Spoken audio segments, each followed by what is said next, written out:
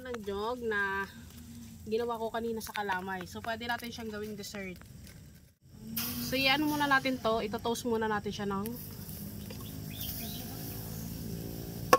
konti. So kinakailangan i-toast muna natin siya, guys.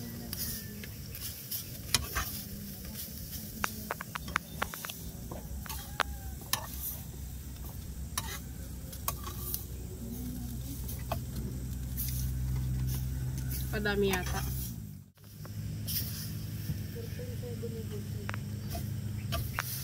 Natin siya ng condense.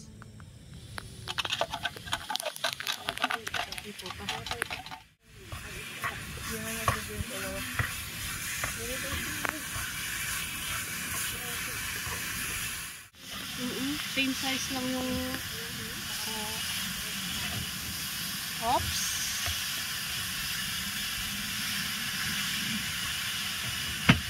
So ilagay natin tong ube flavor.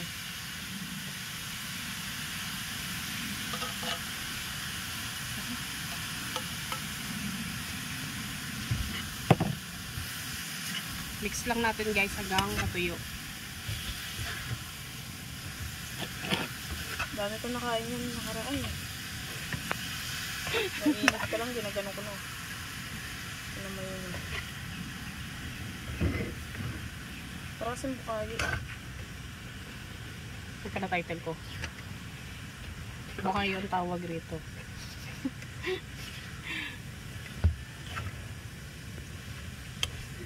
Sapal ng nyog. Pwede pala gawing dessert. Char. Pang-voice over niyan.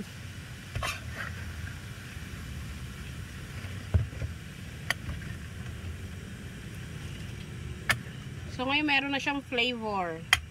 Ayun, daming kalat. Okay lang yan, guys, kasama sa pagluluto yan. So, sobra. So, dami pang. Dagdag na natin siya, guys.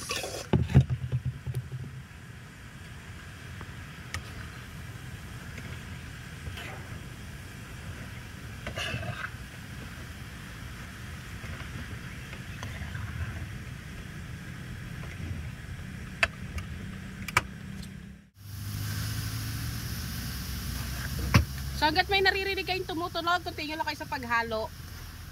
Kasi kinakailangan dry na dry to.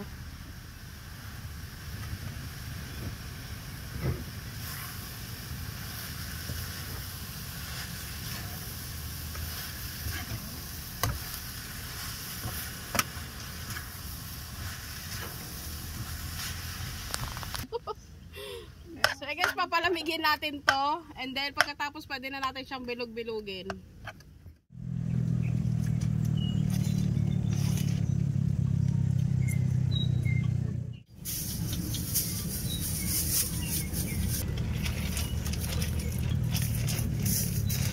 Mukha namang umaga eh. Hindi pwede, pamain mo. Talaga mag-jumping rope sa umaga talaga.